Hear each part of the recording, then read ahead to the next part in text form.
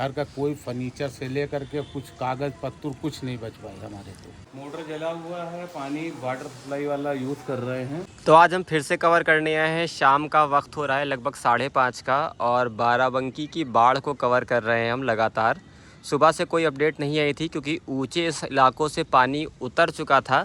पर अगर आप अंदाज़ा लगाएं तो इस बात को देखेंगे कि अब हम अगर कहें, जो ऊंचे एरिया पे लोग कहते हैं उनका कहना है कि बाढ़ ख़त्म हो गई।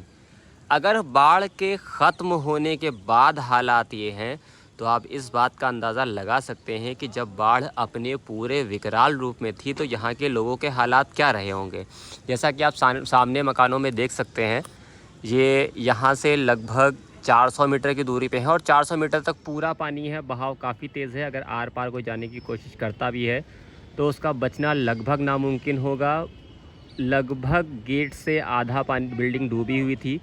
बिल्डिंग 3 माले की है, कोलैप्स भी हो सकती है क्योंकि ये बिल्कुल जमुरिया के किनारे पे बनी हुई है। हालात बहुत ज़्यादा ख़राब हैं, इसको नकारा नहीं जा सकता है। और ये देखिए बहाव भी अभी काफ़ी तेज़ है। कल जब यहाँ के हालात थे तो ये इलाका लगभग पूरा पानी में डूबा हुआ था। शायद छतों को छोड़कर कुछ भी देखना नामुमकिन था।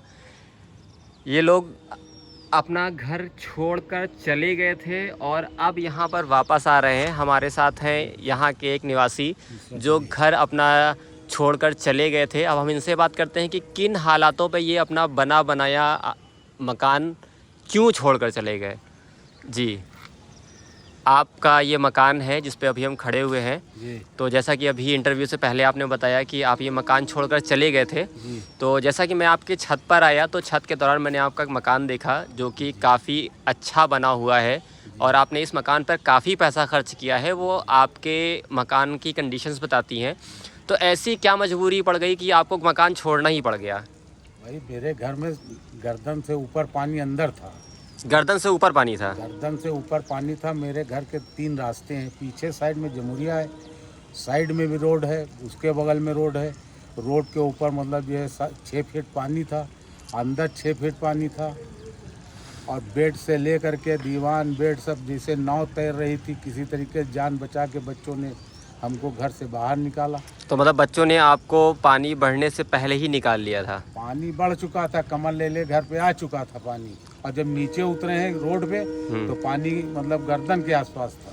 तो आप अंदाज़ा लगा सकते हैं कि आप इनको देखें कि इनकी हाइट लगभग 6 फीट से ऊपर है और अगर ये कह रहे हैं कि बाहर निकलने से पहले इनके गर्दन तक पानी था, यानी आप इस बात का अंदाज़ा लगा सकते हैं कि कोई भी जब अपना मकान छोड़ता है तो उस हद पे छोड़ता है जब उसके हालात बहुत ज़्यादा ख़राब हो जाते हैं। क्योंकि इस मकान पे इन्होंने लाखों रुपया ख़र्च किया है और ये यहाँ के पुराने बाशिंदे भी हैं क्योंकि इनका कहना ये है कि ये मकान लगभग इन्होंने 40 साल पहले ख़रीदा था।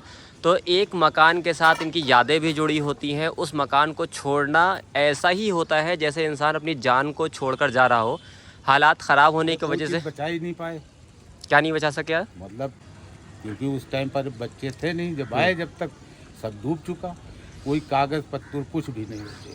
अब ये भी एक फर्नीचर, मतलब फर्नीचर ही मान के चलिए 4 से 5 लाख रुपए का है हमारा, जो सब बेकार हो गया। तो इनका 4 से 5 लाख रुपए का सिर्फ फर्नीचर ही बेकार हो गया है। अब आप ये समझिए कि 4 से 5 लाख रुपए इन्होंने क्यों बताया है, क्योंकि इनके 3 बेटे हैं, तीनों शादीशुदा हैं और उनको जो फर्नीचर और सामान वगैरह मिला था उन सब की कॉस्ट, और इन्होंने पहले से भी इस मकान में काफ़ी पैसा खर्च किया है, जो कि इस मकान की कंडीशंस को देखकर साफ पता चलता है कि इन्होंने काफ़ी पैसा यहाँ पर खर्च किया था। और ये कुछ सामान है जो इन्होंने पहले से ही छत पे रख रखा था कि अगर कोई आपात स्थिति पड़ती है तो हम वहाँ पर रिकवरी करने की कोशिश करेंगे। और यहाँ पे कुछ हिस्से और भी हैं जो अब पानी से बाहर आ चुके हैं। लोगों ने अपने जानवरों को छत पे बांध रखा है क्योंकि सबको अपनी जान प्यारी होती है, इन जानवरों को भी अपनी जान प्यारी है, तो लोगों ने जानवरों को छत पे बांध रखा है। और यहाँ पर पानी उतर चुका है, सफाई काम चल रहा है।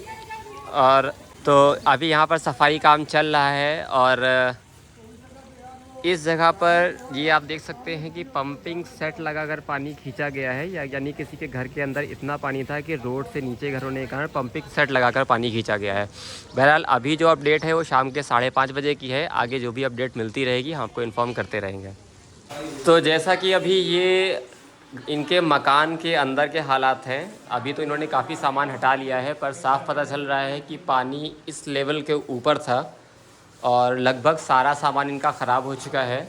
पानी अभी भी इनके घर के बिल्कुल बराबर में बह रहा है, जिससे इस मकान की बिल्डिंग को वैसे भी नुकसान हो रहा है और इनकी फैमिली लगातार सरवाइव करने की कोशिश कर रही है। घर में सफाई चल रही है और दिक्कतें ये हैं कि यहाँ पर ज़्यादातर मकानों में टुल्लू जल चुके हैं और काफ़ी लोग बाढ़ के पानी को इस्तेमाल करके और वो कर रहे हैं, पानी का यूज़ नहीं हो पा रहा है क्योंकि टुल्लू है ही नहीं, लगभग सब ख़राब हो चुके हैं। तो इस मकान के मालिक अरशद साहब हमारे साथ मौजूद हैं। तो अरशद साहब, अभी क्या कंडीशंस हैं आपके मकान की? आज सुबह ही जाके पानी उतरा है। आप यहाँ निशान देख सकते हैं। करीब पानी किस हद तक था? पानी का निशान आप वो देखिए, वो धार जो बनी हुई है उससे आप अंदाज़ा लगा सकते हैं कि लगभग 3.5-4 फीट यहाँ अंदर था। ये कुर्सी आप देख सकते हैं कि कुर्सी पूरी तरीके से डूबी हुई थी। इसका मतलब ये है कि इस कुर्सी से ऊपर पानी बह रहा था। और ये मकान हमारा पीछे से करीब 8 फीट ऊपर है। पीछे से 8 फीट ऊपर है। अगर पीछे से 8 फीट ऊपर ये मकान है तो मकान के अंदर लगभग 4 से 6 फीट पानी है। यानी इस बाराबंकी की बाढ़ को ये कहा जा सकता है कि 18 फीट से ज़्यादा पानी बाराबंकी के अंदर था। और तो अभी पानी की व्यवस्था आप कैसे कर रहे हैं, क्योंकि ज़्यादातर मोटर तो जले हुए हैं? बाहर से पाइप लगाया हुआ है। अच्छा, वाटर सप्लाई इन्होंने बाहर से ले रखी है, यानी यहाँ पर वाटर सप्लाई आ रही है। प्रेशर कम होगा, लेकिन ये क्योंकि पानी जो है लगातार लोग यूज़ कर रहे हैं। ये देखिए, इनका लगभग पूरा सामान बेकार हो चुका है। बहरहाल अभी हम और लोगों से भी बातचीत करने की कोशिश करेंगे और आपको सिर्फ वही चीज़ें दिखाएंगे जो ऑथेंटिक होंगी। इसमें कोई भी हीरा हवाली नहीं है, हमने किसी से कुछ कहा नहीं है कि तुमको ये बोलना है। और कंडीशंस इतनी बुरी हैं कि इस अगर हालात में हम किसी से ये कहने की कोशिश भी करें कि आपको हमारे हिसाब से बोलना है, तो शायद वो उस बात को एक्सेप्ट भी नहीं करेगा। ये किचन इन्होंने पूरी तरीके से साफ़ कर लिया है। बहरहाल मेहनत उनका पूरा परिवार कर रहा है। घर में महिलाएं भी थीं, लेकिन उनको पलायन करा दिया गया है दूसरी जगहों पे और अभी ये लोग अकेले इस मकान को साफ़ कर रहे हैं। आगे जो भी अपडेट होती रहेगी हम आपको इन्फॉर्म करते रहेंगे।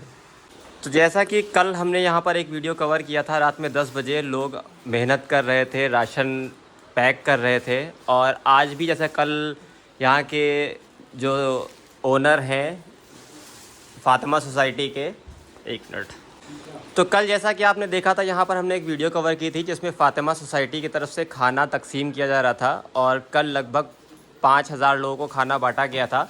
उसी सिलसिले में आज जैसा कि कल उन्होंने फातिमा सोसाइटी के द्वारा कहा भी गया था कि वो लोगों को राशन बांटेंगे। हम यहाँ पर देर से पहुँचे हैं और यहाँ पर अच्छा खासा सामान बढ़ चुका है, क्योंकि इनका कहना यह है कि जब आप आए हैं उस वक्त से पहले ही लगभग ये 11 बजे से सामान बांट रहे हो और काफ़ी सामान बढ़ चुका है। अभी इन्होंने जिस चीज़ को कवर किया है, चूँकि लोग अपने घरों में वापस आने लगे हैं और इन ऊंचे एरियाज़ में पानी कम हो गया है, तो उन्होंने सूखी चीज़ों को तवज्जो दी है, जिसमें इसमें है मोमबत्ती, जिसका काम रात में लाइट ना होने पर यूज़ किया जा सके। माचिस भी इन्होंने साथ में दे रखी है। इसमें चाय पत्ती, आटा और दाल, तेल, सभी चीज़ों को इन्होंने कंबाइंड किया है। शक्कर वगैरह सब है, यानी लगभग हर बेसिक चीज़ को इन्होंने उसमें कवर किया है। और ये एक बहुत अच्छी कोशिश है इनकी अपनी तरफ से। और इन्होंने किसी भी, जैसा कि इनका कहना है फातिमा सोसाइटी का, कि इन्होंने बाहर किसी से भी किसी तरीके का चंदा किसी भी राजनीतिक पार्टी या किसी भी प्रशासन से नहीं लिया है। ये अपने बल पर लोगों के लिए कर रहे हैं, जो कि बहुत ही जज्बे की बात है। जैसा कि कल भी हमने इस चीज़ को कवर किया था कि इन्होंने कल की डेट में लगभग 5000 लोगों को खाना बांटा है और ये बहुत बड़ी बात है। और अगर आगे भी ये ऐसा ही प्रयास करते रहेंगे, ये देखिए बैग्स पैक होकर जा रहे हैं और ये लोग लड़के जो है पूरी पैकेट एक फैमिली को ही देंगे। ये खाना पहुंचाने के लिए जा रहे हैं और यहाँ पर कम से कम 15 से 20 लड़के हैं जो अभी इससे पहले ले जा चुके हैं और ये वहाँ से किसी और को देकर वापस आए हैं। ये बहुत मेहनत कर रहे हैं, सुबह 6 बजे के उठे हुए हैं। और क्योंकि सुबह 6 बजे के बाद मेरा फ़ोन ऑफ हो गया था तो हम कोई अपडेट नहीं दे पाए थे। आगे जो भी अपडेट आती रहेगी, क्योंकि इनका कहना है कि अभी ये सूखा खाना बांट रहे हैं। रात में जिन घरों में खाने की व्यवस्था नहीं हो पाएगी, क्योंकि अभी निचले स्तरों में अभी भी पानी भरा हुआ है और उनके यहाँ खाना पकाना नामुमकिन है, तो शाम को खाने के लिए अलग से भी इंतज़ाम किए जाएंगे। तो ये एक बहुत बड़ी बात है और यहाँ पर इन लोगों ने अपने पूरे प्रयास किए हैं और ये सभी लोग पूरी तरीके से पानी में डूब कर आए हैं। इनके आप हालात देख सकते हैं कि सभी अभी भी पानी में भीगे हुए हैं।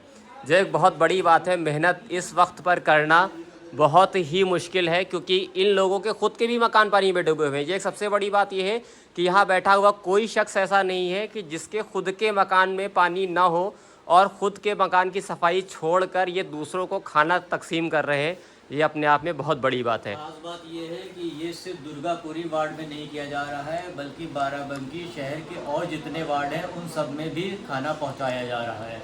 आप सिर्फ दुर्गापुरी वार्ड का दिखा रहे हैं, बाकी भी और जगह खाना पहुंचाया जा रहा है। जैसा कि इन्होंने कहा कि ये काम सिर्फ यहाँ पर नहीं हो रहा है, तो आपको बता दें चूँकि अभी यहाँ पर बाराबंकी में कई एरिया ऐसे हैं जहाँ पर कन्वेंस अवेलेबल नहीं है। तो कन्वेंस ना होने की वजह से हम इस छोटे से एरिया को ही बार बार कवर कर रहे हैं। तो उन्होंने बिल्कुल सही बात कही कि ये जो तकसीम हो रही हैं चीज़ें ये पूरे बाराबंकी में हो रही हैं। तो हम ये नहीं कहेंगे कि सिर्फ ये यहीं तकसीम कर रहे हैं। इनका शायद ये ऑब्जेक्शन भी हो सकता है कि हम सिर्फ यहीं दिखा रहे हैं, तो सिर्फ इतना ही एरिया में काम ये कर रहे हैं किसी एक स्पेसिफ़िक एरिया में। तो एरिया स्पेसिफ़िक नहीं है, इन्होंने बिल्कुल सही बात कही। लेकिन चूँकि ख़ुद हमारी रीच कम है क्योंकि काफ़ी रास्ते यहाँ बंद कर दिए गए हैं, 2 पुल टूट गए हैं, पुलों में क्रैक आ गया है जिसकी वजह से आवाजाही बंद हो गई है, आना जाना मुश्किल है। और आगे अगर शाम को, जैसा कि इन्होंने कहा कि शाम को खाने के लिए जिन एरिया में पानी भरा हुआ है वहाँ खाने के लिए अलग से इंतज़ाम किए जाएंगे।